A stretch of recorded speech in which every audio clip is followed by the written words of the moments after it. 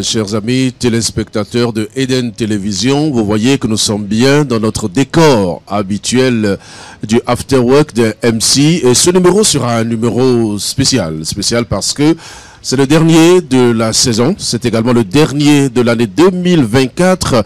Et nous allons recevoir ici une icône de l'animation. Il a été maître de cérémonie, que dis-je? Il est toujours maître de cérémonie, puisque on est toujours maître de cérémonie. Il est animateur, il totalise plus d'une cinquantaine d'années d'expérience, il faut le dire comme ça. Avec lui, nous allons partir très loin aujourd'hui, découvrir sa vie, son parcours et partager avec lui quelques moments très importants de sa carrière.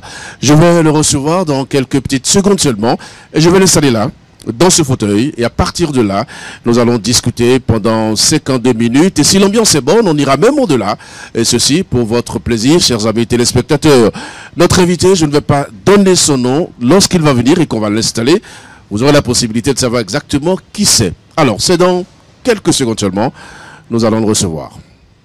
Les jeunes collègues MC et journalistes qui sont avec nous sur cette émission ont commencé déjà par l'applaudir. C'est tout à fait normal, parce que justement, aujourd'hui sur cette émission, la dernière, comme je dis, nous recevons, regardez-le, nous recevons Guy Kpakpo, c'est le pape, c'est notre pape. Bonsoir monsieur Kpakpo, bienvenue, bonne arrivée.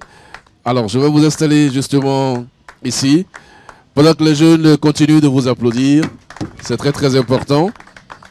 Vous allez vous installer confortablement. Et nous allons tous nous installer. Oui, bien vous asseoir. Voilà. Chers amis téléspectateurs, maintenant c'est très clair. Vous savez qui nous recevons sur ce plateau du After Work de MC. Nous l'avons applaudi justement parce qu'il mérite d'être applaudi. Je l'ai dit, son parcours est élogieux. Je ne sais pas si je peux avoir la prétention de tout dire sur ce qu'il représente pour nous.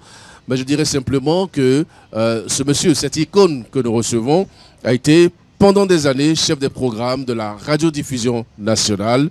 Il avait passé plusieurs générations de journalistes et d'animateurs. Entre-temps, il a travaillé à l'agence béninoise du planning familial. Et après, il a décidé de créer une radio qui s'appelle Radio Tokpa. C'était le 31 juillet 1999. Voyez-vous, c'est un long parcours, monsieur Kpakpo. Guy, merci d'avoir accepté notre invitation. Je vais d'abord commencer par remercier Donclam.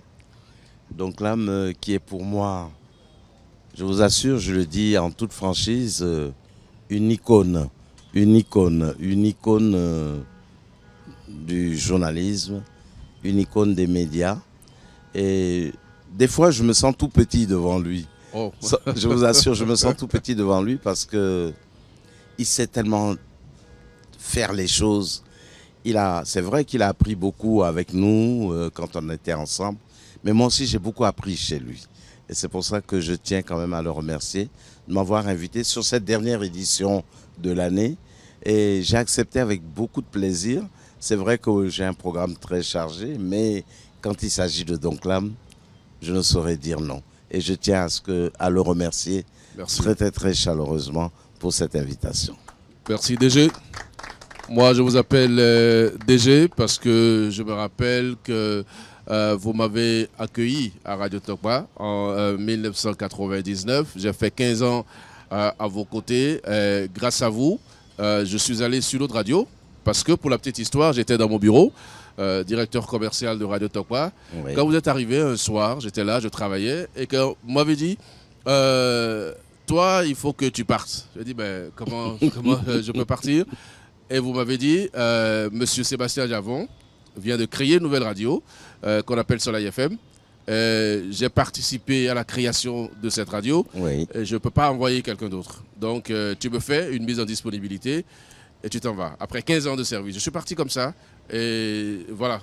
Ça, je dois le dire pour que les uns et les autres sachent à quel point vous êtes ouvert d'esprit et que vous êtes capable de laisser vos collaborateurs aller faire d'autres expériences. Monsieur Kpakpo, infiniment merci pour ça. Oui, non, il faut reconnaître que lorsque monsieur Sébastien Javon m'a contacté pour lui monter sa radio, Il n'avait pas reçu, disons, toutes les licences, puisqu'il voulait monter plusieurs télés, radios et tout. Il n'a obtenu que la radio à Jeffa. Et je lui ai dit, écoutez, c'est une opportunité.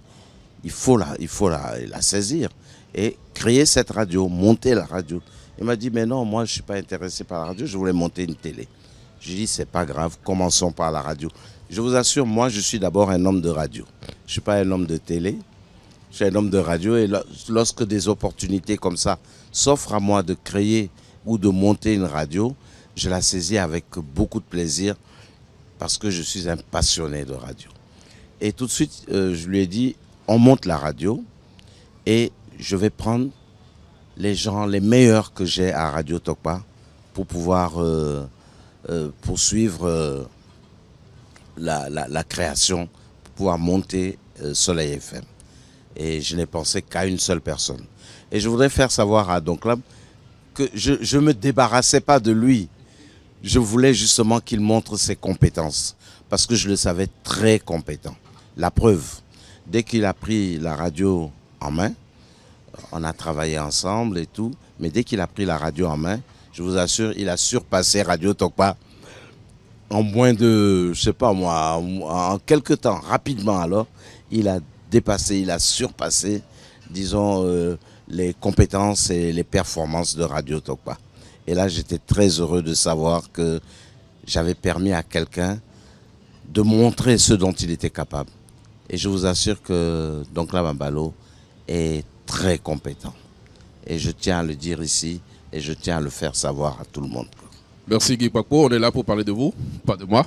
Donc on va recentrer totalement le débat pour parler maintenant de vous, les jeunes collègues MC, animateurs, journalistes qui sont là. Certains vous connaissent, d'autres non. Les téléspectateurs également, certains vous connaissent, d'autres non. Donc on va parler de vous, monsieur Guy Kpakpo.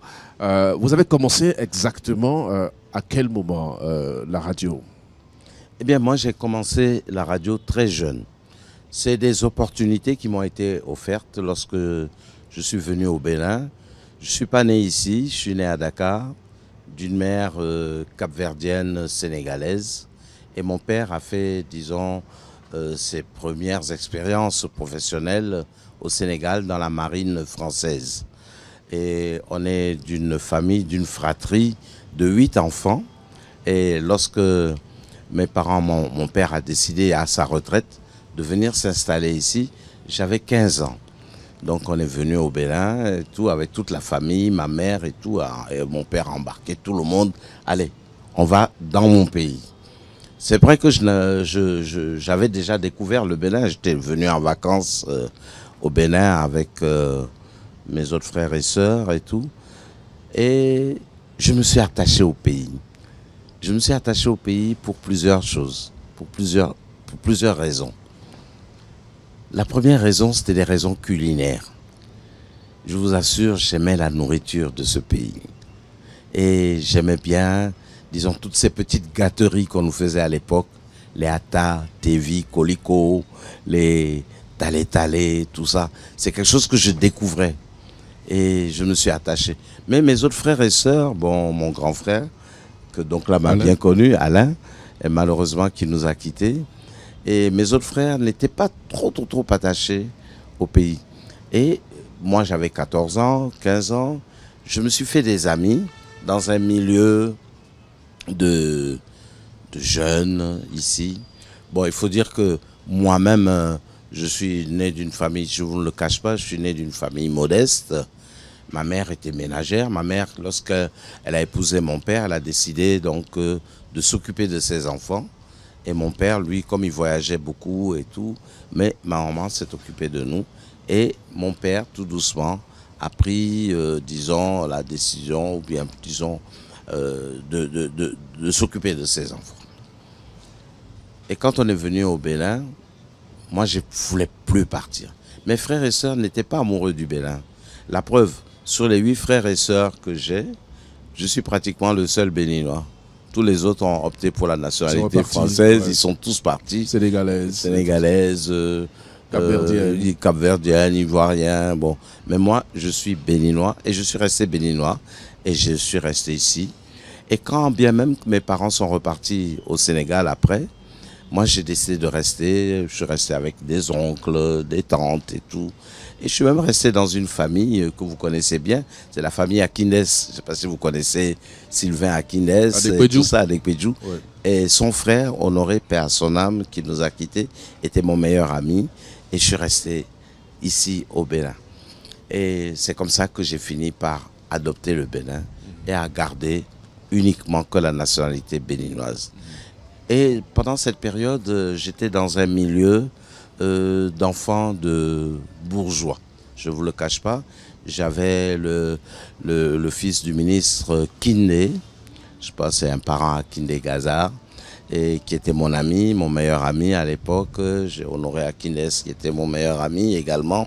Donc je suis resté avec eux et j'ai vécu avec eux le fils du docteur Perrin, avec docteur Johnson, Freddy Johnson aussi qui nous a quittés.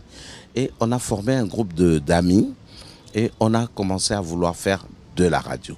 Et on nous a offert l'opportunité de créer, de faire de la radio au niveau d'Akpakpa, au PK3. Il y avait un petit centre émetteur et on faisait des émissions pour les vacances. C'était Radio Vacances et on émettait depuis ce coin-là, rien que pour la zone de Cotonou. Et c'est comme ça que la passion est arrivée. Uniquement pour cette zone-là? Rien que pour la zone de Cotonou, c'était Radio Vacances. Et vous l'avez fait pendant combien de temps? Oh, chaque fois pendant les vacances, moi j'étais au collège au pied. Et chaque fois que j'avais la possibilité d'aller en vacances, on nous ouvrait, disons, le centre émetteur là-bas à Kpakpa. Ouais. Et on faisait nos émissions, des émissions destinées au changement de comportement. On parlait de tout et de rien. On parlait beaucoup de musique. Et c'est pour ça que moi, je me sens beaucoup plus l'âme d'animateur que de journaliste. Beaucoup de gens s'étonnent que je ne m'intéresse pas trop aux émissions politiques. Je m'intéresse beaucoup plus aux émissions culturelles. Et je crois qu'avec Donclam, on a fait de belles choses ensemble. Et ce qu'il faut dire, peut-être que les téléspectateurs ne le savent pas, vous avez travaillé également à la Satel. Et c'est d'ailleurs vous qui avez donné à Saboran Danialou le surnom de l'homme orchestre. Oui. Ça vient de vous, M. Kwafo? Oui, ça vient un peu de moi. Ouais. Il faut dire que j'étais à la radio nationale comme chef des programmes. J'ai eu la chance d'être apprécié par le ministre Azoinro, tout jeune déjà, et le président Kérékou également, qui trouvait que ce jeune-là, il a quelque chose, quoi. Il faudrait qu'on en profite. Bon, les gens disaient, il a une belle voix. Ouais. Il faudrait qu'on l'exploite. Et on me faisait lire tous les éditoriaux, les commentaires. Je me rappelle, ça se terminait toujours par « Prêt pour la révolution ». La lutte continue. Bon.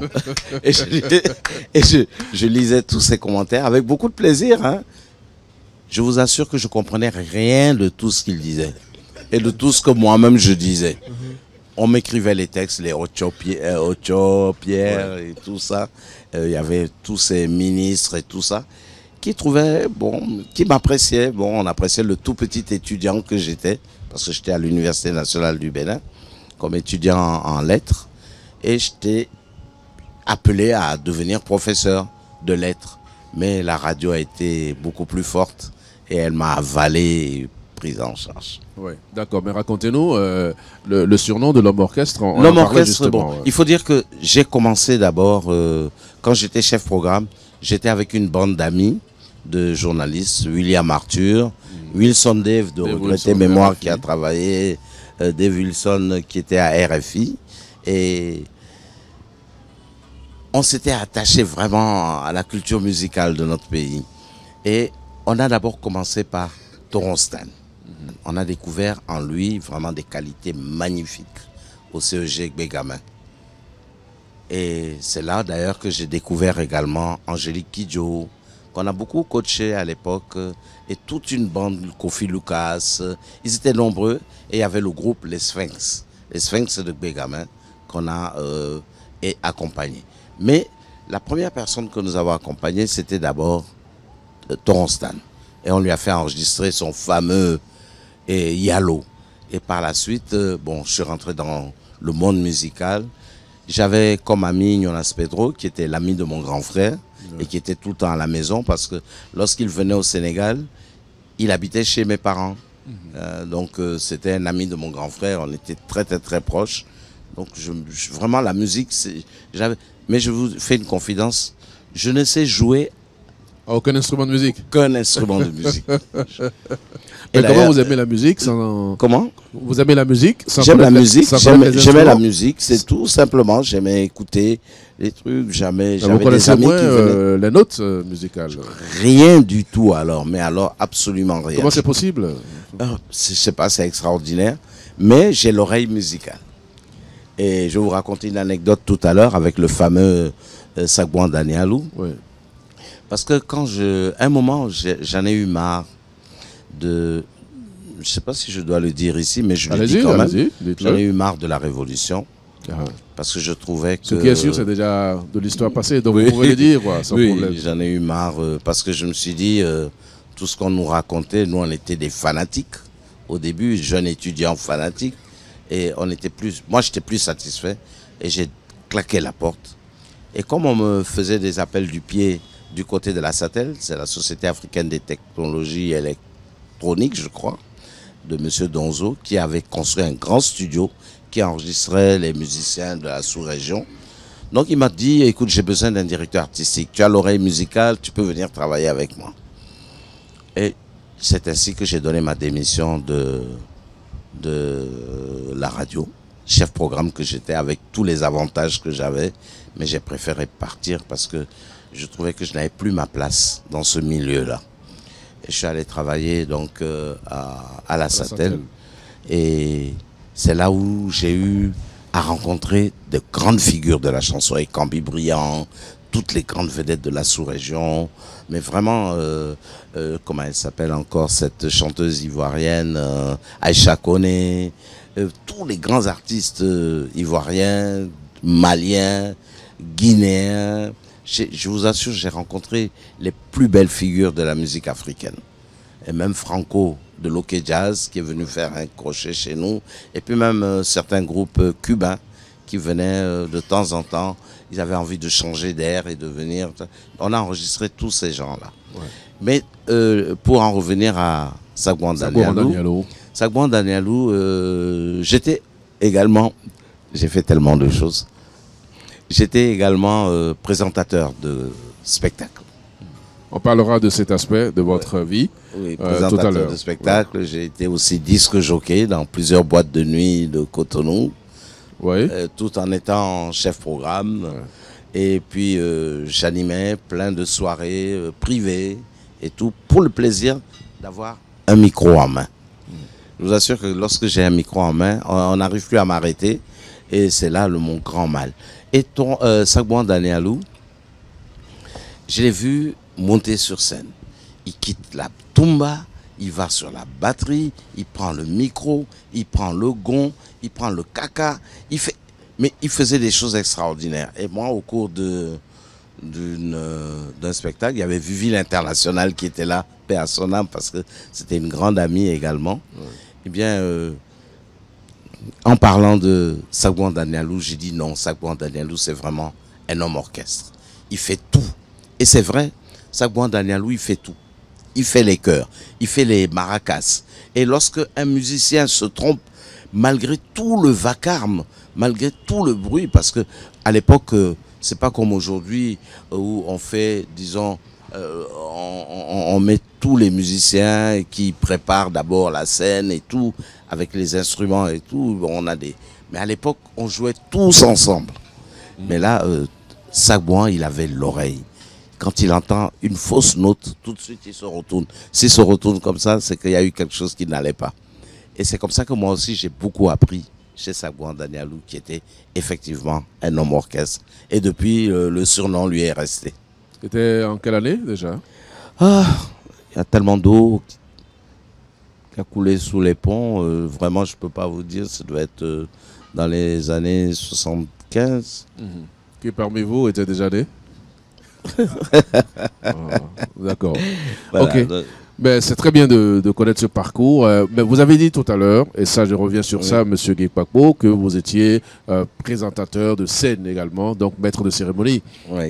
Comment on arrive à concilier tout ça, disc joker, homme de radio, homme de studio, et puis homme je veux dire, animateur MC? J'avais la chance d'avoir des parents qui me laissaient faire ce que je voulais. Bien que ma mère, lorsque j'étais animateur à la radio nationale, elle me disait, mais c'est pas un métier ça. Tu viens de passer ton bac et tout, tu es à l'université, tu vas t'asseoir dans un studio, tu te mets à rigoler avec tes camarades, vous jouez de la musique, mais c'est pas un métier, va dans un hôpital, travaille comme médecin, fait des études médicales, va travailler comme enseignant. De perdre ton temps, vous vous asseyez entre copains et vous vous racontez des histoires, vous rigolez, mais c'est pas un métier ça. Mais malgré tout, mon père, lui, il m'a laissé faire, il m'a laissé les mains libres et j'ai continué à travailler comme je le voulais. Donc j'étais très libre parce que je m'efforçais de poursuivre mes études à l'université. J'ai fait lettres modernes et j'ai continué, mais malheureusement, j'ai pas pu terminer tout mon cycle à l'université parce que la radio m'a ravalé, m'a avalé, m'a corrompu et j'étais tellement passionné de radio que j'ai tout abandonné pour faire que de la radio. J'ai pu faire quelques petites formations à Bordeaux, à Paris et puis le reste zéro. Je ne voulais faire que de la radio, pas autre chose. Et j'ai continué comme ça. Jusqu'au moment où j'ai donné ma démission de la radio, je suis allé d'abord à la Satel. Après la Satel, j'ai été aussi là-bas un peu déçu parce que je n'arrivais pas à rentrer vraiment. On a construit un studio 24 pistes. On a fait venir de grands artistes. On a enregistré de grands orchestres.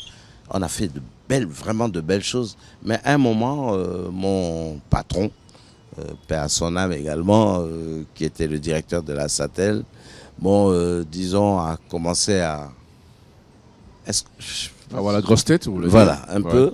Et on n'allait plus dans le sens que je... Et tout de suite, je me suis dit, bon, il faut que je parte. Moi, je fais un peu comme les Américains, quoi. Quand j'en ai marre, quelque part, je me dis, je m'en vais. Et c'est comme ça que j'ai claqué la porte là-bas aussi. Et je suis parti. D'accord. Je suis parti, mais on me faisait la cour aussi de l'autre côté. Il y avait une agence de communication, Mercure Média, du fils Tevoidre, qui me faisait appel, qui avait besoin de mes compétences pour les enregistrements. Donc, il m'a pris comme directeur artistique. Et là-bas, vraiment, j'ai vécu des moments magnifiques parce que je faisais que de la publicité. Et j'allais enregistrer à la radio nationale que j'avais désertée. Et j'allais faire tous mes travaux là-bas et tout. Bon, j'avais l'ouverture de la radio et de la télé. D'accord. Alors, on va parler maintenant, si vous le permettez, de l'Espérance Radio Tokwa. Comment est née Radio Tokwa? Pourquoi est-ce que vous avez choisi de créer votre radio, Monsieur Kpakpo, en 1999? Oui, pour revenir, disons, à cette période, je vais vous dire que lorsque je suis parti de la Satel, on m'a sollicité. Il y avait une dame, Madame Dalmeda Aurore, qui était l'administrateur du planning familial pour le Bénin, qui était une grande organisation ici à Cotonou, qui m'a sollicité comme chargé de communication pour le planning familial. Pourquoi? Tout simplement parce que lorsque j'étais à la radio, j'avais animé des émissions avec elle sur la santé, sans savoir qu'un jour, j'allais rebondir dans ce milieu-là. Donc j'ai animé des émissions santé. Je faisais un peu tout. J'étais vraiment un animateur qui voulait toucher à tout. Et c'est ainsi que, quand elle a su que je partais de la Satel, elle m'a dit, écoute Guy, est-ce que tu vas pas venir travailler avec moi? Parce que moi, on m'a affecté au Zaïre, Congo, là, aujourd'hui. Donc elle m'a dit, écoute, j'aimerais bien que tu sois là pour pouvoir me monter l'antenne communication. Donc, j'étais chargé d'information, éducation, communication pour le planning familial. Et c'est là que j'ai découvert, je vous assure, les plus grandes réalités de ma vie. C'est là où j'ai découvert qu'il y avait beaucoup de gens qui souffraient de la pauvreté, qui souffraient de la misère et qui avaient des enfants qui ne mangeaient pas à leur faim et qui souffraient effectivement, et des gens qui, malheureusement, parce que ces personnes-là ne parlaient pas français, étaient laissés pour compte. Même à la radio, j'ai eu plusieurs accrochages avec le ministre Azoïro et je lui ai fait savoir qu'il fallait qu'on s'intéresse un peu à ces personnes qui sont, disons, laissées pour compte, ces personnes qui ne parlent pas français. On faisait que des émissions de propagande à l'époque. Il fallait qu'on rentre un peu dans le développement social. Et c'est là que j'ai découvert la misère des gens. Et je me suis dit, le jour où je vais pouvoir me libérer de... Il faut dire que je gagne bien ma vie là-bas. Et le jour où j'aurai l'occasion de créer une radio, parce qu'on se battait déjà pour la libéralisation des médias, ondes, avec mon ami Gracien Rouamenou et tout. Bon, donc, je me suis dit, laisse qu'on va libérer. Je créerai une radio, mais qui va s'adresser uniquement à ces personnes qui ne parlent pas français. Et c'est comme ça donc que je me suis dit, je vais créer une radio sociale.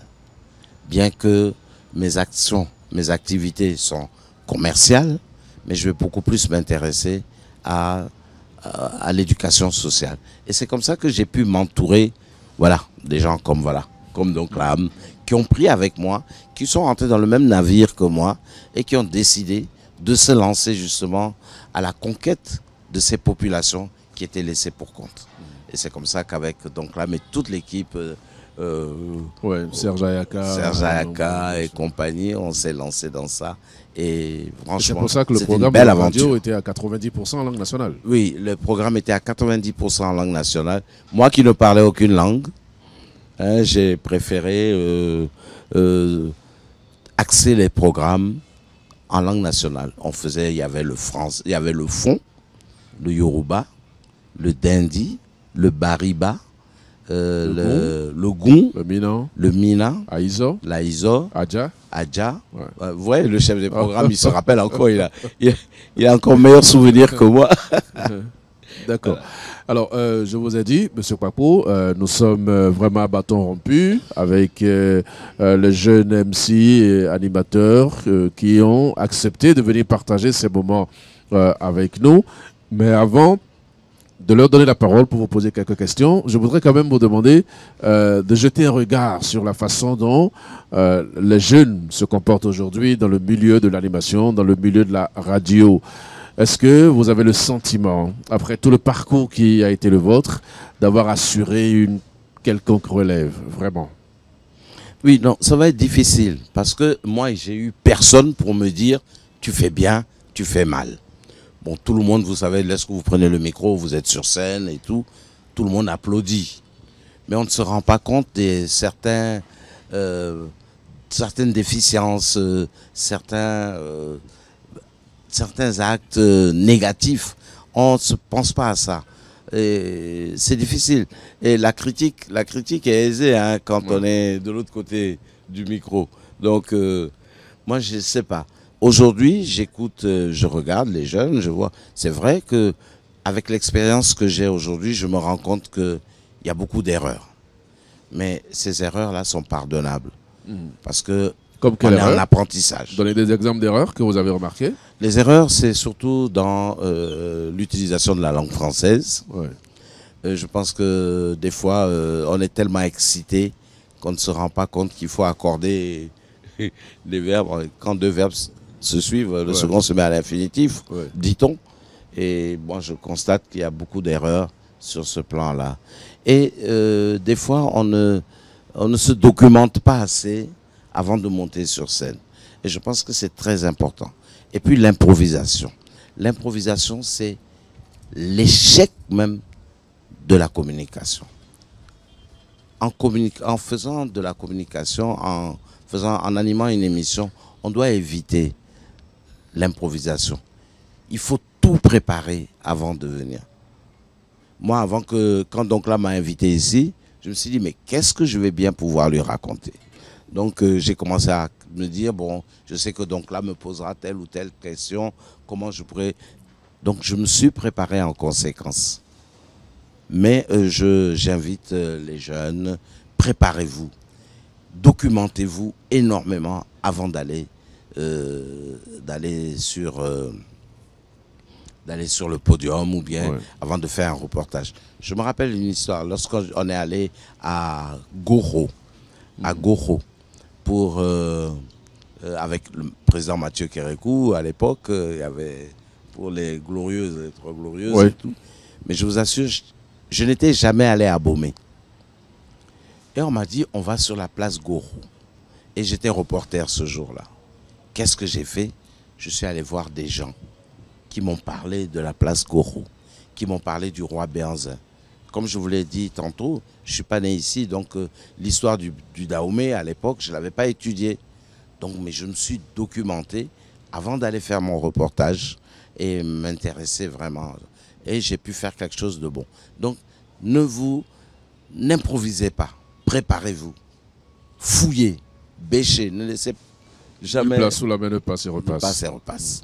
Voilà. Alors, votre échange avec moi, je peux considérer ça comme sommaire, liminaire, juste pour planter le décor. J'ai fait au moins une trentaine de minutes avec vous. Je vais maintenant laisser la possibilité à nos jeunes animateurs, MC, journalistes qui sont ici, d'aborder quelques questions avec vous. Je vous ai dit que c'est un bâton rompu, on n'a pas une thématique précise. Oui. Donc, M. Kpakpo, préparez-vous à répondre à toutes les questions qui vous seront posées. Donc, il n'y a pas de souci pour ça. Alors, je me retourne vers vous. Oui, vous allez prendre la parole, vous présenter, poser votre question. Et puis, M. Kpakpo Guy, le pape, notre pape, va répondre à vos différentes préoccupations. Allez-y, M. Moïse Billon. Merci beaucoup. Je tiens fortement à remercier l'aîné pour cette belle présentation. J'ai tout de suite beaucoup appris de tout ce que vous venez de dire. Je me disais, quel coup de chance qui vous a permis d'avoir tout ce parcours brillant. Je m'appelle Moïse Rompati, maître de cérémonie bilingue, business developer. Alors, j'ai quelques questions. Comment adapter son style à des événements multiculturels? Parce que vous venez de citer plein de choses tout à l'heure. Je me dis, mais comment tout cela est arrivé? Moi, je suis curieux de savoir comment adapter son style à des événements multiculturels. Tout juste après cette question, je voudrais savoir également quels sont les défis liés à la maîtrise de plusieurs langues pour un maître de cérémonie. Je vais d'abord m'en arrêter là. Ok. Voilà. Qu'est-ce qu'on fait? Vous répondez au fur et à mesure ou... Je réponds au fur et à mesure. Exactement, je préfère que c'est plus dynamique. Allez-y. La première question, reprenez s'il vous plaît. Comment adapter son style à des événements multiculturels? Non, lorsque vous arrivez, il y a d'abord le public. Vous essayez de voir si c'est une catégorie de jeunes, si c'est des femmes. Et puis si le thème que vous voulez développer s'adresse quand même à une certaine cible. Et à partir de ce moment, vous lui adaptez le style que vous voulez. Mais il faut être léger. Hein, ne vous compliquez pas l'existence. Les gens qui viennent vous voir et qui viennent vous écouter ne sont pas bêtes. Il suffit de leur parler simplement. La simplicité, c'est la meilleure des actions en matière de communication. Et vous leur parlez simplement. Et vous essayez de les intéresser à ce que vous êtes, au thème que vous voulez développer. En étant très simple. Parce que y a certains animateurs, lorsqu'ils viennent, ils pensent qu'ils viennent avec leurs gros sabots. Ils ont tout le savoir et tout. Non. L'humilité, vous avez vu, donc là, c'est un garçon très humble, donc l'humilité, venez en vous disant que je suis venu d'abord pour amuser la galerie. Mais évitez de trop chercher à amuser la galerie. Parce que des fois, les gens sont venus pour vous écouter et comprendre pourquoi vous êtes là. Donc, voilà. La deuxième question. La deuxième question, quels sont les défis liés à la maîtrise de plusieurs langues pour un maître de cérémonie? D'accord. Est-ce qu'aujourd'hui, dans le domaine de la maîtrise de cérémonie, on a besoin de maîtriser plusieurs langues avant d'exceller, ou bien est-ce qu'il faut maîtriser une seule langue et bien la maîtriser? Quels sont les défis liés à ça? Vous savez, quand moi j'ai commencé à vouloir faire vraiment de la radio, et lorsque j'étais à l'université, je me disais qu'il fallait pouvoir parler plusieurs langues. Vous n'avez pas besoin de savoir parler plusieurs langues. Si vous comprenez la langue locale, qui est en fait, quand vous êtes dans une zone comme Cotonou, c'est le fond. Si vous êtes dans une zone dans le septentrion, vous savez que c'est le Bariba, le Dindi, eh bien je pense que ça suffit déjà largement. Vous n'êtes pas obligé de vouloir parler nécessairement toutes les langues, maîtriser toutes les langues. L'essentiel, c'est de savoir, de connaître votre cible, hein, de savoir à quelle cible vous adressez.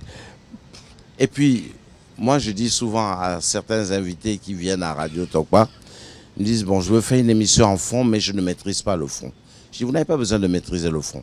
L'animateur qui est en studio maîtrise déjà la langue.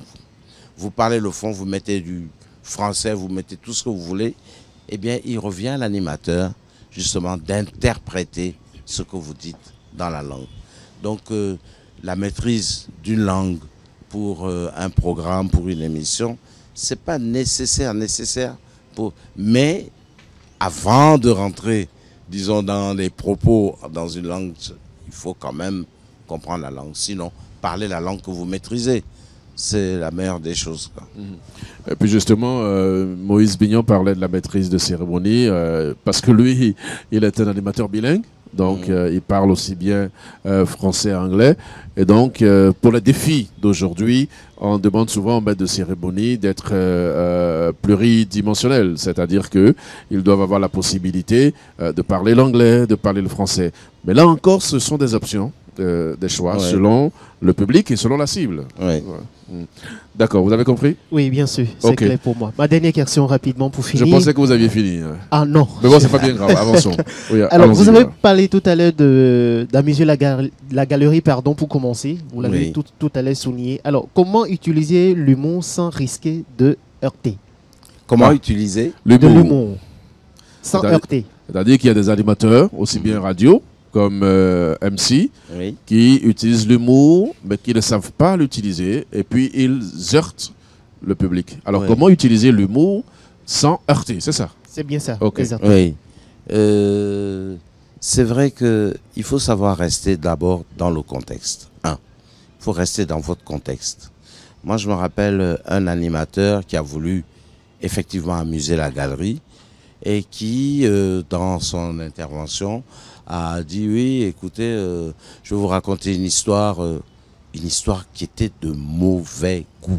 Évitez les histoires de mauvais goût. Abstenez-vous des histoires de mauvais goût. Il a voulu parler du fait que les musulmans ne mangent pas la viande de porc. Ça n'a pas sa place là. Ça n'a pas sa place là. Hein, utilisez, parce que dans le public, vous ne savez pas à qui vous avez affaire. Ouais. Hein, et il appréciait, parce que lui, il est gros mangeur de viande de porc, il trouvait que c'était pas normal que... Non, bon. Et il dit, il comprend pas. Alors que dans le milieu, il y avait des gens, et puis c'est pas tout le monde qui apprécie ce genre d'humour. Donc, évitez les plaisanteries de mauvais goût. Moi, je pense qu'il faut éviter. Restez tel que vous êtes, mais restez dans la simplicité. On peut amuser la galerie en prenant, par exemple, dans le public, quelqu'un dit « Ah bon, écoutez, vous êtes en costume aujourd'hui et tout ça. Bon, comment vous vous sentez habillé en cravate et tout? Vous venez à un concert et tout, vous êtes sapé pourquoi? Est-ce que vous allez à un mariage avant de passer au spectacle? Bon, des petits trucs de rien du tout. Mais n'enfoncez pas le clou en vous faisant jeter quoi, par le public. Parce que l'animateur n'est pas un humoriste a priori. Oui, et puis c'est pas son rôle. C'est pas son rôle. Et quand bien même ce serait son rôle, vous allez voir que les humoristes, ils savent justement s'adresser à leur public. Ils vont pas trop loin. Il n'y a pas de mots déplacés. Ils essayent de rester. Ils sont là pour amuser. et non pas pour énerver les gens ou les mettre dans de mauvaises situations. D'accord. Merci, monsieur Moïse Vignan. Oui. Ok, merci. Rebonsoir à tout le monde. Cher aîné et Guy Kpakpo, c'est un honneur pour moi de pouvoir vous écouter, nous dire de si belles choses. Je vous l'ai dit tout à l'heure, avant le début de l'émission, chez vous, ce qui m'a fasciné, c'est l'humilité. J'avais déjà entendu parler de vous et la première fois où j'ai pu vous discuter avec vous, il n'y avait pas de barrière. C'est la sincérité, c'est de l'ouverture et pour moi, franchement, c'est très important, c'est très grand. Pour des jeunes comme moi, quand on vient vers des aînés et qu'on a la possibilité d'échanger, la possibilité d'apprendre, c'est beaucoup. Et ça nous aide à nous améliorer. Ça nous aide à tenter de porter encore plus haut le flambeau que vous avez hissé ici haut. Alors, c'est Prudence Akondé, je suis journaliste, je suis aussi maître de cérémonie.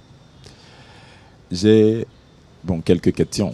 Oui. La première, ça fait plus de 50 ans que vous êtes en train de faire de la radio. Qu'est-ce que vous faites pour entretenir votre voix? La fameuse question. Ça, c'est la grande question. Qu'est-ce que vous faites? Parce que justement, votre voix restait toujours jeune, toujours fraîche, toujours présente. Moi-même, j'avais envie de vous poser la question. Qu'est-ce que vous faites pour maintenir votre voix sans altération depuis? Première chose, éviter les abus. Les abus de quoi? Les abus, l'alcool, les boissons trop glacées. Ouais. En tout cas, l'alcool d'abord. Parce que vous savez, l'alcool altère un peu les cordes vocales. Moi, j'essaie tout à l'heure, quand je suis venu, donc là, m'a offert un whisky que j'ai siroté, mais tout doucement, lentement, pour ne pas être tenté de recevoir un autre verre. Mais vous avez siroté quand même. Tout doucement, mais lentement. Oui. Et à la maison, j'évite les abus. J'évite les abus. Éviter les abus, c'est tout. Mais il y a certains qui abusent et leur voix reste toujours maintenue, M. Kpakpo. Ils boivent beaucoup d'alcool, ils boivent glacé, mais les voix restent, ça ne change pas. Bon, vous savez, notre voix... Vous voulez parler des animateurs? Pourquoi vous avez appelé mon nom? Non. Notre voix, oui. notre voix, c'est notre instrument de travail. Ouais. Eh bien, si vous vous occupez pas correctement de votre instrument de travail, eh bien, l'instrument vous lâche. Et c'est peut-être pour ça que moi, j'ai gardé ma voix. J'évite au maximum. Je prends de l'alcool, hein, attention, il ne faut pas croire que je prends de temps en temps ma bière et tout, mais je n'abuse pas. Je vais vous dire une chose. Depuis que je suis né, à ce jour, je ne me suis jamais saoulé. C'est-à-dire que pas le cas de la plupart de mes amis au-delà, au-delà, oui. Je ne suis jamais allé au-delà de l'alcool, de ma consommation. Jamais. J'évite également, comme la peste, les bars, tout ce qui est la mondanité, où tout on ça. peut. Et puis je sors très peu et je me couche tôt. J'essaye de dormir tôt et puis je prends peut-être un thé à la menthe avant de me coucher. Et puis... Mais mon grand défaut, c'est peut-être le café. Mais je ne prends pas de café au-delà de 16 heures. Parce que ça va m'empêcher de dormir et je n'aurai pas le temps de bien me reposer pour pouvoir reprendre le travail. Parce que je vais au travail très tôt depuis que je suis à la retraite, hein, mais je continue d'aller à la radio des fois à 6 heures, des fois et je passe toute une journée à travailler. Non, mais il faut quand même maintenir ses cordes vocales. C'est très important. Très important. C'est très important. Merci aussi pour les conseils. Ça fait 50 ans que vous êtes dans ce métier. 50 ans pendant lesquels vous avez eu beaucoup de succès. Est-ce que ces succès n'ont pas appelé à des sacrifices? Ah, moi, je ne sais pas si j'ai eu des succès, hein, ça, franchement, je ne sais pas. Ce que je sais, c'est que j'ai pu assouvir une passion. Ma passion, c'est de faire de la radio. Des fois, je dis à mon épouse à la maison, je suis fatigué, Elle dit, c'est ce que tu dis. Tu vas arriver à la radio tout à l'heure, dès que tu seras en studio, tu vas commencer... Et tu retrouves ta forme. Et je me pose la question de savoir, mais si c'est la même personne qui m'a parlé tout à l'heure, et celle que j'entends dans le poste radio. Non, peut-être parce qu'il y a la passion. Il y a la passion, il y a l'amour de ce métier. Et je vous assure que lorsque je tiens un micro en main, je suis l'homme le plus heureux de la terre. Oui, mais M. Kpakpo, on ne vit pas de passion, dit-on. On ne vit pas de passion. Quand vous parlez de passion, oui. C'est peut-être vrai, mais vous n'en vivez pas. Oui, bon, j'ai de la chance d'avoir préparé ma retraite. J'ai préparé ma retraite tout doucement et j'ai pu...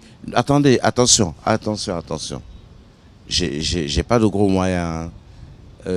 J'ai pris dans mon navire là des amis que j'ai entraînés à l'époque, tous ces jeunes qui m'ont suivi. Je dirais pas dans cette galère, non, je dirais pas une galère, mais dans ce bateau, des fois où nous traversons des mers tumultueuses et tout. Mais c'est tellement beau quand vous savez que vous êtes au service des autres.